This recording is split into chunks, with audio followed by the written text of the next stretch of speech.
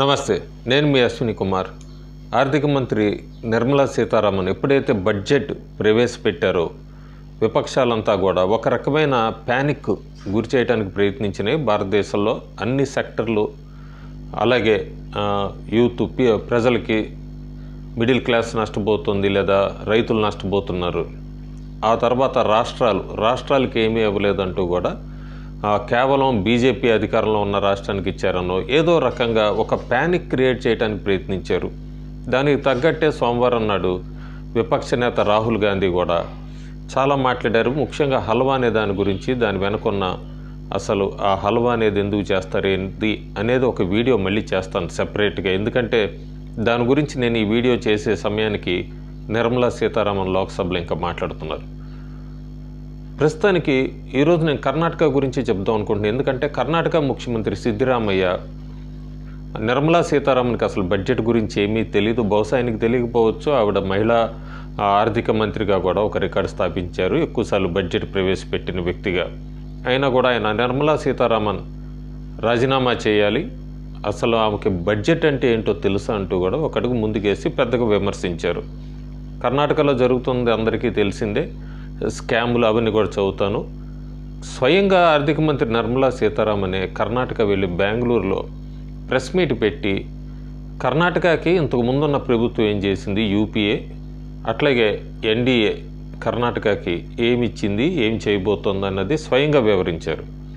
అయితే ఆ వివరాల్లోకి వెళ్లే ముందు అసలు ఇండియా గ్రోత్ స్టోరీ ఎట్లా ఉంది, 2009 నుంచి 2014 చిదంబరం ఆర్థిక మంత్రిగా ఉన్నప్పుడు, తర్వాత ప్రస్తుతం నిర్మలా సీతారామన్, ఎందుకంటే ఎక్కువ మంది పోలుస్తున్నారు. చిదంబరం ఆర్థిక మంత్రిగా బ్రహ్మాండంగా చేశారు. సోషల్ మీడియాలో ఈ మధ్య కాంగ్రెస్ ఎలియన్స్ ఇండియా కూటమి సోషల్ మీడియాలో కొత్తగా రిక్రూట్ చేసుకుని దాదాపు 130,000 మంది ఉద్యోగస్తుల్ని. సో ఏదొచ్చినా కూడా అబద్ధాన్ని ముందు తోసేయాలి, ప్రజలకు రుద్దేయాలి, మిస్ఇన్ఫర్మేషన్ ఇచ్చేయాలనేది అయితే వాళ్ళ ఉద్దేశం స్పష్టం కనబడుతుంది. కాకపోతే ఫ్యాక్ట్స్ అండ్ ఫిగర్సే, వాటినైతే మార్చలేరు, అన్ని రికార్డ్స్లో ఉంటాయి. దాదాపు ట్యాక్స్ ఎగ్జంప్షన్ చూసుకుంటే మనం యూపీఏ ప్రభుత్వం 2009 నుంచి 2014లో 2 లక్షల రూపాయల వరకు ఇచ్చింది. అదే ఎన్డీఏ ఇప్పటిదాకా చూసుకుంటే 7,75,000.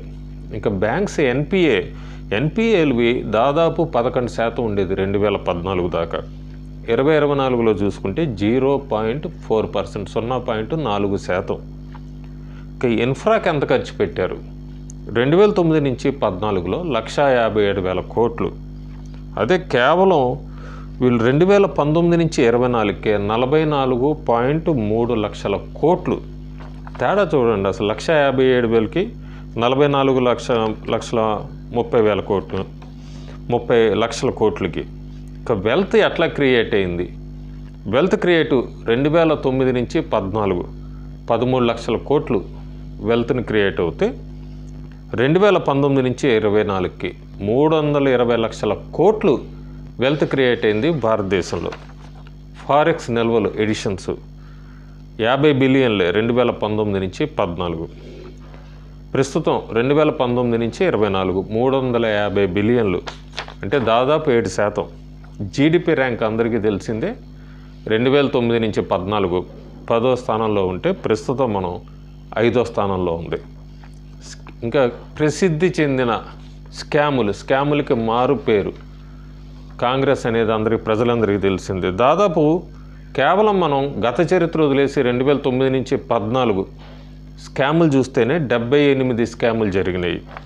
అదే 2019 నుంచి లేదా 2014 నుంచి 24, 2019 నుంచే చెప్తున్నా కాబట్టి 2019 నుంచి 24 0 స్కాములు.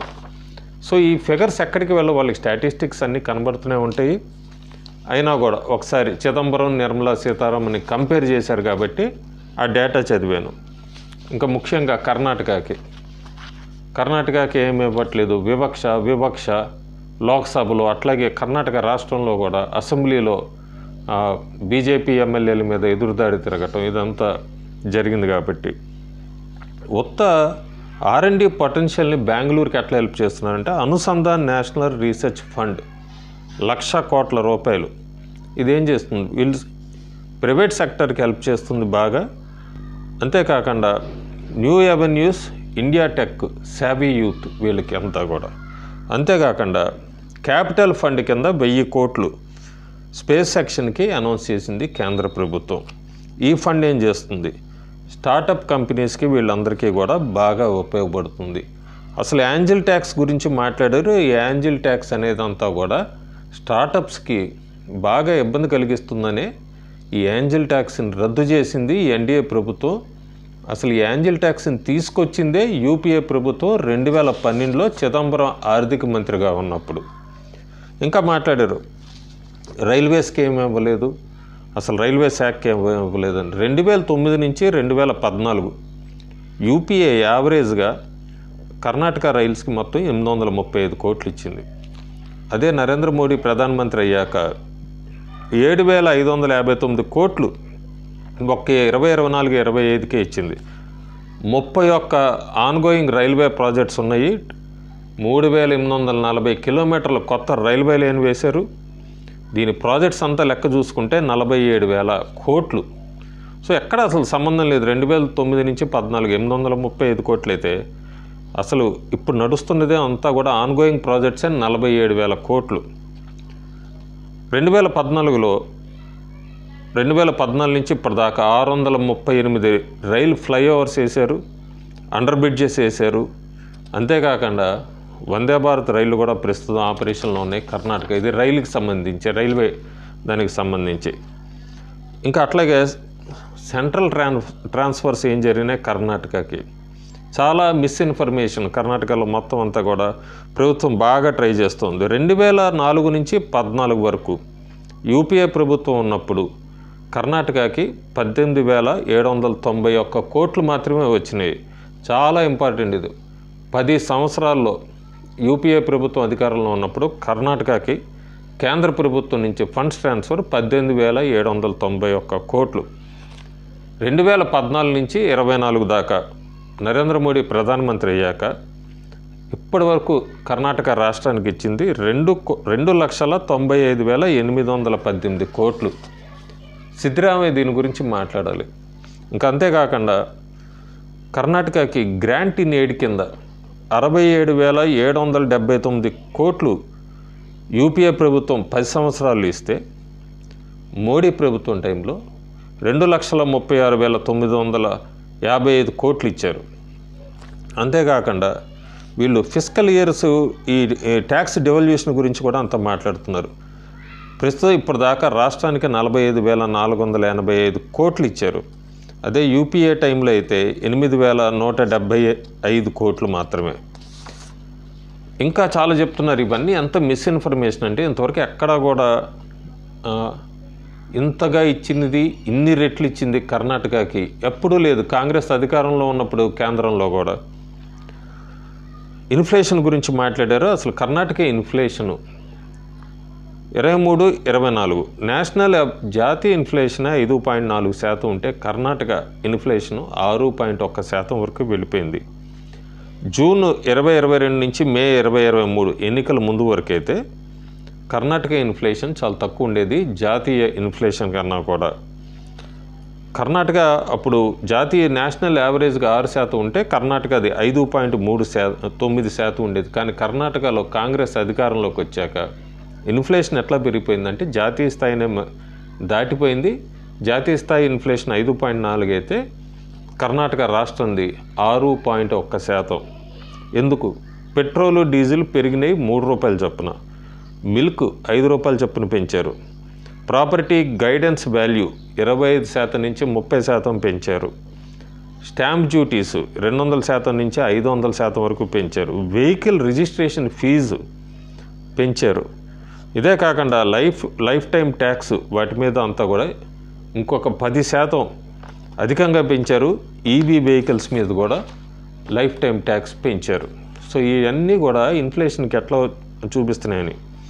అంతేకాకుండా కేంద్ర ప్రభుత్వం కోవిడ్ తర్వాత రాష్ట్రాలు తొందరగా తేరుకోవాలని, ఆర్థికంగా బలపడాలని చాలా రాష్ట్రాలకి ఫైనాన్షియల్ ఎయిడ్ ఇచ్చింది. ఇది కూడా బయట ఎక్కడ కూడా ప్రజలకి ఇంతవరకు కూడా కేంద్ర ప్రభుత్వం కూడా బయట పెద్దగా చెప్పలేదు. రాష్ట్ర ప్రభుత్వాలు అసలు చాలా సైలెంట్గా ఉన్నాయి. కర్ణాటకకే 23, 24 8,312 కోట్లు ఇంట్రెస్ట్ ఫ్రీ లోన్ ఇచ్చింది 50 సంవత్సరాల వరకు కేంద్ర ప్రభుత్వం. సిద్ధరామయ్య కానీ శివకుమార్ కానీ అసెంబ్లీలో ఏ కాంగ్రెస్ నాయకులు మాట్లాడరు.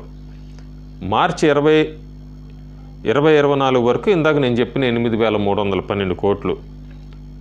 అప్పటి నుంచి మళ్ళీ ఇప్పటికి కూడా ఇంకొక 2,000 కోట్లు, అంటే దాదాపు 10,041 కోట్లు ఇంట్రెస్ట్ ఫ్రీ లోన్ కింద కేంద్ర ప్రభుత్వం కర్ణాటకకి ఇచ్చింది. అది కూడా చెప్పరు.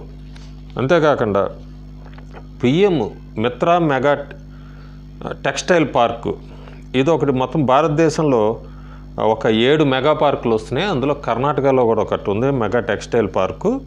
కర్ణాటకలో కలాబురాగి. అసలు బడ్జెట్ మొట్టమొదటి దానికి 3 కోట్లు అలాట్ చేద్దాం అనుకున్నారు.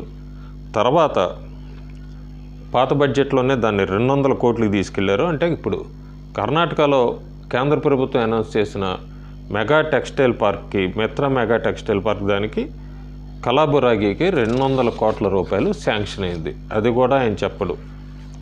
ఇంకా అంతేకాకుండా క్యాపిటల్ ఎక్స్పెండిచర్ని ఎక్కడా కూడా ఖర్చు పెట్టకుండా స్కామ్స్ రూపేణా వాటినంతా డైవర్ట్ చేసుకుంటూ, అసలు ఏమీ ఇవ్వట్లేదంటే కనుక, లేదా ఫేక్ గ్యారంటీలు కొన్ని ఇచ్చి వాటికి డైవర్ట్ చేసుకుంటూ, ఆ ఫేక్ మా ఎలక్షన్లో గెలవటానికి వాటికి డైవర్ట్ చేసుకుంటూ వెళ్తే ఎంప్లాయ్మెంట్ ఎక్కడ వస్తుంది? అంతేకాకుండా డిమాండ్ ఎప్పుడు వస్తుంది? కన్జంప్షన్ ఎప్పుడు ఇంక్రీజ్ అవుతుంది? కాంగ్రెస్ ప్రభుత్వం గత సంవత్సరం 15 నెలలుగా చేసింది మొత్తం అంతా కూడా ఈ వీటికి కేంద్ర ప్రభుత్వం ఇచ్చిన డబ్బులు ఇవన్నీ కూడా క్యాపిటల్ ఎక్స్పెండిచర్ కింద దీన్ని మొత్తం కూడా డైవర్ట్ చేసేసింది. అంతేకాకుండా ఓపెన్ మార్కెట్లోనే ఇప్పటి వరకు కర్ణాటక అప్పే 1,00,000 కోట్ల రూపాయలు దాటింది. దీన్ని ఏమన్నా అడిగితే కనుక మనం పథకాల కోసం డైవర్ట్ చేస్తున్నాము, మా దగ్గర డబ్బులు లేదని చెప్తుంది కర్ణాటక ప్రభుత్వం. అంతేకాకుండా పోనీ నిజంగానే వాళ్ళు ఇచ్చిన హామీలకే డైవర్ట్ చేస్తున్నారంటే SC ST funds diversion, Valmiki scams, దానికి సంబంధించింది మోడా స్కామ్, మైసూర్ అర్బన్ డెవలప్మెంట్, దానిలో ఈ స్కాములతో మునిగిపోయింది. రేట్లు అధికంగా పెంచారు. కేంద్ర ప్రభుత్వం బడ్జెట్లో ఇచ్చిన ఇన్ని లక్షల కోట్ల గురించి కూడా ఎక్కడా మాట్లాడరు. ఎక్కడ ఈ నిజాలు బయటపడతాయనే ముందే కర్ణాటక రాష్ట్ర ముఖ్యమంత్రి సిద్ధరామయ్య కౌంటర్ అటాక్ మొదలుపెట్టడం, సీతారామన్ రాజీనామా చేయాలి, ఆమెకు బడ్జెట్ గురించి తెలియదని, వాళ్ళ అంతర్గత సమస్యలు, కర్ణాటకలో ప్రజల్లో తీవ్ర వ్యతిరేకత ఉంది, రాజకీయ నాయకులంతా స్కాముల్లో మునిగిపోయారు. ఈ డైవర్షన్ కోసమే రాష్ట్రానికి ఏమీ ఇవ్వలేదు. దక్షిణ భారతదేశం, ఉత్తర భారతదేశం అంటూ కూడా ఒక రకంగా డివిజివ్ పాలిటిక్స్ మాట్లాడడం, బడ్జెట్లో మా రాష్ట్రానికి ఏమీ ఇవ్వలేదు అంటాం. కాంగ్రెస్ ఒక పెద్ద మిస్ఇన్ఫర్మేషన్ ఆల్రెడీ చాలా రాష్ట్రాల్లో స్ప్రెడ్ చేసింది. ఈరోజు కర్ణాటక గురించి చెప్పాను. ఇంకొక వీడియోలో ఖచ్చితంగా వెస్ట్ బెంగాల్ గురించి కూడా మాట్లాడాలి. వెస్ట్ బెంగాల్ మమతా బెనర్జీ కూడా చాలా కంగారు పడుతున్నారు. ఆ కంగారు వెనుకున్న కారణాలు ఏంటి, కేంద్ర ప్రభుత్వం ఏం చేయబోతోంది, వాటి గురించి కూడా ఒక వీడియోతో మీ ముందుకు వస్తాను. Thank you.